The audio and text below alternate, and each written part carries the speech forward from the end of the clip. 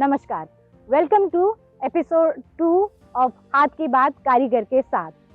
ये वही प्लेटफॉर्म है जहाँ पे हुनर बोलता है और हम सब सुनते हैं। आज ऐसे ही एक बहुत ही ज़्यादा एक्सपीरियंस हुनर से हम बात करेंगे।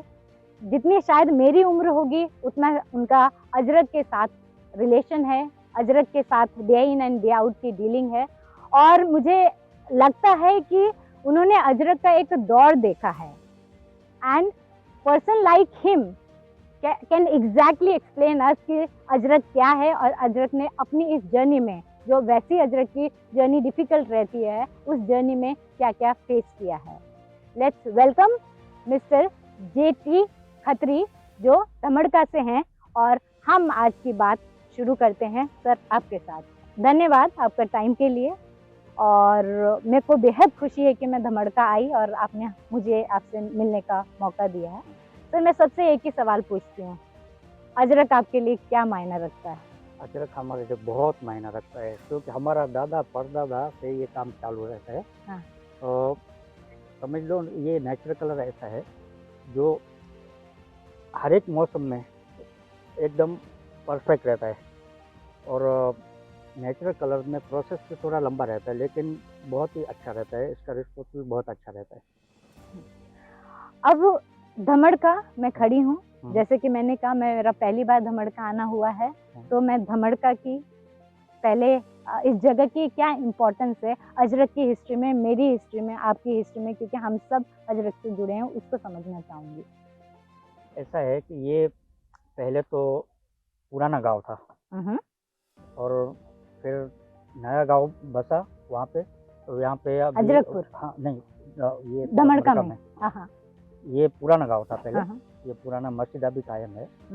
यहाँ पे पहले खेती हुआ करती थी, अभी खेती भी चालू है लेकिन अभी यहाँ पे हमने कारखाना भी लगा दिया। पानी का प्रोसेस है, घर का बोर है। अभी ये सब कारखाना तीनों भाई का, हमारे 7 भाई है, 7 भाई का है और यहाँ पे हम लोग पेंट करते हैं।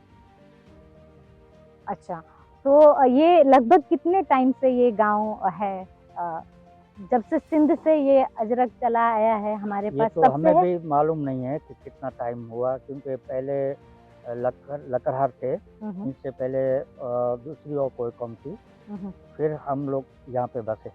अच्छा, और जो धमड़का में जो 2000 का जो भूकंप था, उसका क्या आम जीवन पर, अजरक पर या जो अजरक से जुड़े हैं आप जैसे लोगों पर, और आप तब कितने बड़े थे? क्या 2001 में जो भूकंप हुआ इसमें काफ़ी जानहानि भी हुई और उस टाइम पे तो काम करना मुश्किल था, लेकिन हिम्मत रख के हमने रहने के लिए नहीं लेकिन काम के लिए हमने वेबसाइट चालू किया और ऐसा हम तैयार हो गए और मार्केट में काम देना चालू कर दिया।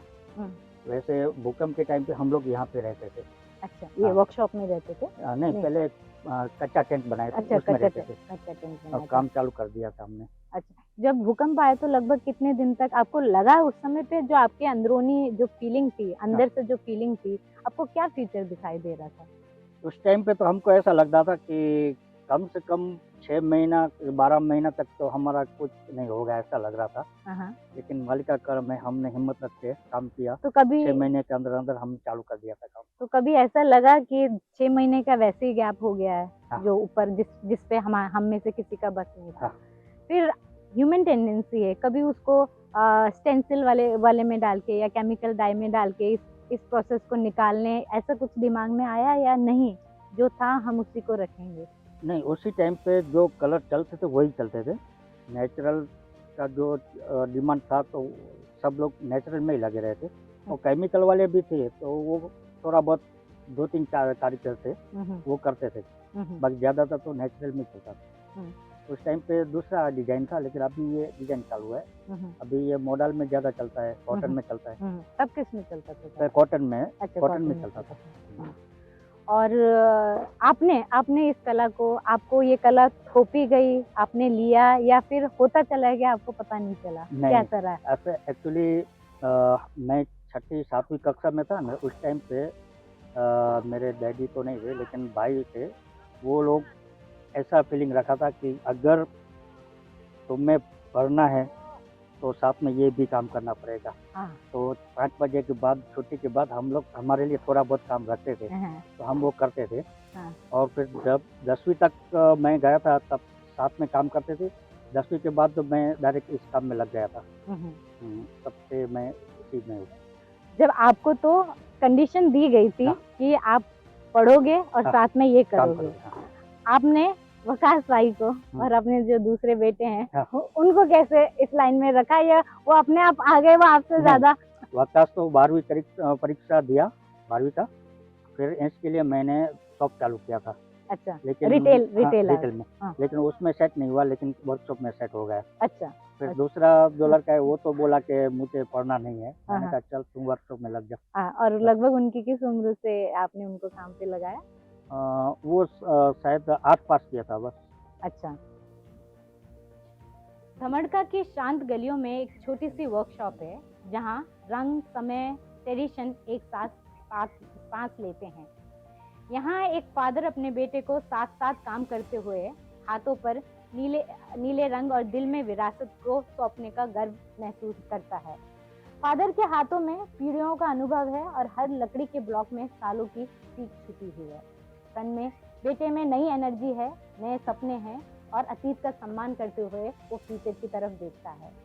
इन दोनों के बीच सिर्फ फैब्रिक नहीं बनता है, बल्कि एक ट्रस्ट, अनुशासन और प्यार एक साथ बढ़ता है।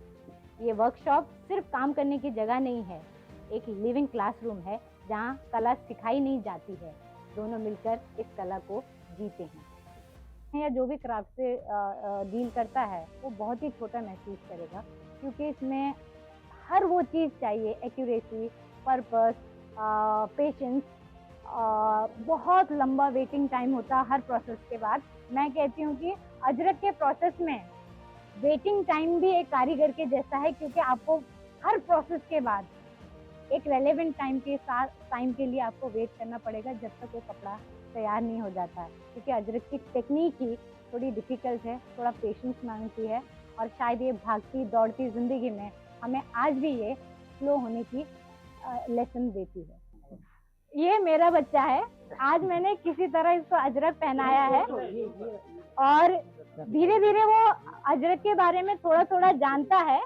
आज बहुत लर्नड लोगों के हाथों से वो अजरक के ब्लॉक पे पहली बार हाथ लगा रहा है, और ये हमारे लिए, सबके लिए एक गर्व की बात है कि अगर हम अगले जनरेशन को किसी भी तरीके से अजरक को पास ऑन करने का कोई माध्यम ढूंढ पाए, निकाल पाए, और किसी भी माध्यम से हम अजरक के बारे में थोड़ा सा फिक्र करते हुए अगली जनरेशन तक, मैं समझती हूँ अगली जनरेशन तक भी हम थोड़ा पहुंचा पाए, तो अजरक जैसे सदियों से जिंदा है बस ऐसे आगे भी जिंदा रहेगा। ठीक है। और ये इसको यहाँ पे लगाना है। ये मेरे लिए भी एक अनोखा दृश्य है जहाँ पे थोड़ा बच्चा मेरा अजरक पे हाथ आजमा रहा है। मैं हमेशा डरती हूँ क्योंकि मुझे पता है हर गलती की अजरक में एक कॉस्ट होती है, और लाल में गलती हो गई तो और मुश्किल होता है, मेरे को ये मालूम है। और उसने रिस्क लाल पर ही लिया है। चलो ये वाला पोर्शन हमेशा से मेरा फेवरेट है। मैं हर बार वर्कशॉप में आती हूँ और जब ऐसा कुछ प्रिंट हो रहा होता तो मैं अपने आप को रोक नहीं पाती हूँ। और ये जो डिज़ाइन में अभी गया है कॉटन पे है, कॉटन पे मोडाल पे, जो नॉर्मली जो स्टॉल मैंने पहना हुआ है जो जैसा स्टॉल मैंने पहना हुआ है वही डिज़ाइन में डला हुआ है। पैटर्न अलग है पर कपड़ा जो भी हो, डिज़ाइन जो भी हो, अजरक प्रोसेस से और टेक्निक से जाना जाता है। अजरक किसी भी कपड़े में प्रिंट होने के बाद वो कपड़ा अपना अस्तित्व खो देता है और वो अजरक बन जाता है। स्टोल की प्रिंटिंग चालू है।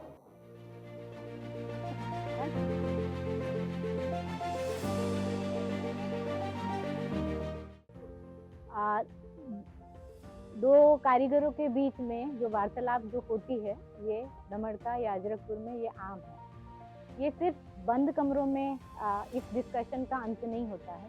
जब यहाँ से कलर की समझ को समझा जाता है, पैटर्न की लॉजिक को पहचान कर उसी हिसाब से जब ये डिस्कशन रूम से बाहर जाता है तो अजरक के रूप में कपड़े पर वो जिंदा होता है।